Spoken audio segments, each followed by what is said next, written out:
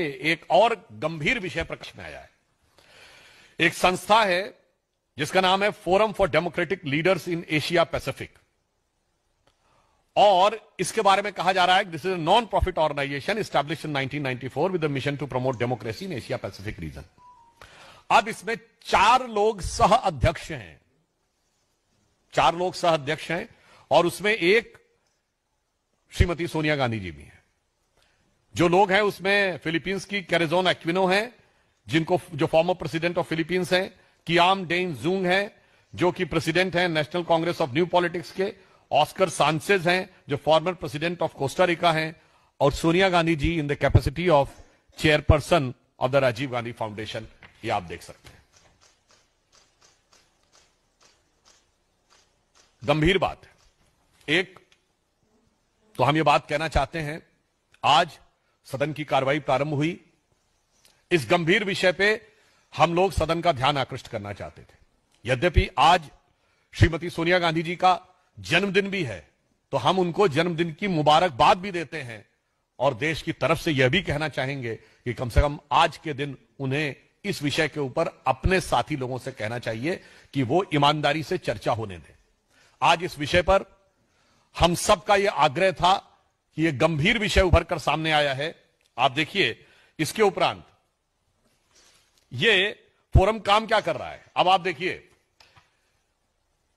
यह भारत के बारे में क्या कह रहा है, turn the system of governance upside down towards the sustainable democracy. यानी भारत में कह रहा है कि लोकतांत्रिक व्यवस्था खत्म हो रही है। आप देखिए, पाकिस्तान के बारे में क्या कह रहा है, Islam means justice and justice means right, an interview with the cricketer legend and fiery social political activist Imran Khan. अब देखिए साहब, कश्मीर के बारे में क्या कह रहा है, prospects for peace justice and independence in Kashmir, और इंटरव्यू किसका है, interview with lieutenant general retired Nishant Ahmed, director institute of regional studies Islamabad, Pakistan. Bharat में डेमोक्रेसी खत्म हो रही है और कश्मीर में जस्टिस होना चाहिए, उसके लिए पाकिस्तान के थिंक टैंक का इंटरव्यू है। अब आप इसका रहस्य समझिए। वेबसाइट पे प्राप्त जानकारी के अनुसार financial support by contribution from Soros foundation. अब the dots seems to be connected, and mister George Soros is the same person which has openly pledged that he has put up $1 billion to destabilize the Modi government. बहुत साफ है कि धन कुबेर से धन का प्रवाह किस काम के लिए हो रहा है। आज तक भारत या विदेश के किसी भी धनी व्यक्ति ने ओपनली पॉलिटिकल एजेंडा के लिए धन देने की वह घोषणा नहीं की है, और यह जॉर्ज सोरस ने किया है। इसलिए हम इस गंभीर विषय को उठाना चाहते थे, जिसके लिए नियम 267 के तहत नोटिस हमारी तरफ से था। श्री लक्ष्मीकांत वाजपेयी जी जो मुख्य सचेतक हैं भाजपा के, वो थे, कविता पाटीदार जी थी, हमारी पार्टी के कई अन्य सांसद थे, और इसके साथ जदयू के राष्ट्रीय अध्यक्ष संजय झा जी ने भी नोटिस दिया था, और हमारे सहयोगी तमिलनाडु में जीके वासन जी, उन्होंने भी नोटिस दिया हुआ था।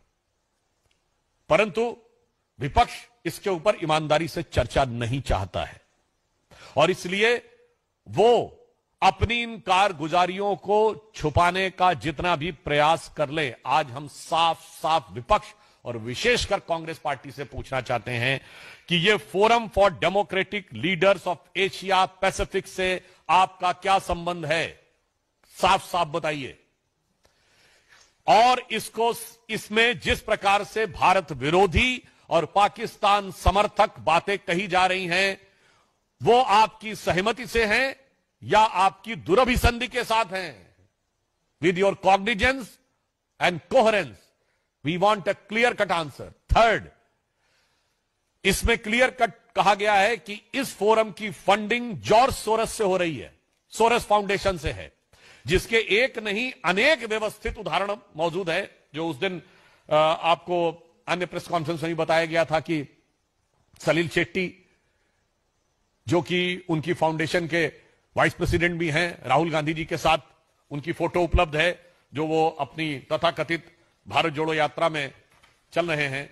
ये भारत की एकता और अखंडता के लिए खंड खंड करने वालों के स्वप्न को साकार करने का यह प्रयास हो रहा है। हम इसलिए बहुत साफ पूछना चाहते हैं, इसमें श्रीमती सोनिया गांधी जी का सीधे सीधे नाम है, जो कांग्रेस की वरिष्ठतम नेता हैं। भारतीय जनता पार्टी का स्पष्ट रूप से मानना है कि जो कुछ घटनाएं जॉर्ज सोरेस, उनका ऑर्गेनाइजेशन और उनसे जुड़े हुए विदेशी संस्थान कर रहे हैं, वो भारत में अस्थिरता पैदा करने की एक देशद्रोह के समकक्ष साजिश है। It amounts to destabilize the nation and equivalent to treason.